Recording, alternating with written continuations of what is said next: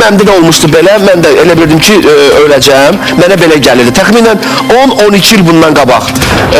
Allaha and olsun, tamamilə həyatda mən tərcih eləmişdim özümü. İndi yadıma sala bilmirəm, hansı hadisədən sonra mən belə bir vəziyyət düşmüşdüm. Yadımdan çıxıb, yəni xatırlaya bilmirəm.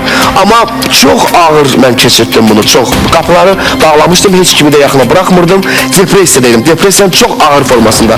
Amma mən sizə deyim, məni çox yaxın bir dostum, yəni o depressiyadan çıxardı, o məni evdən çıxarmağa, məsəl üçün, onun yəni alındı onda, yəni ona qədər çox adam, məsəl üçün, cəhd eləmişdi, alınmırdı. Amma o məni çıxartdı evdən. Biz, Allah rəhmət eləsin, bir Mövsüm ağanın üstünə apardı məni.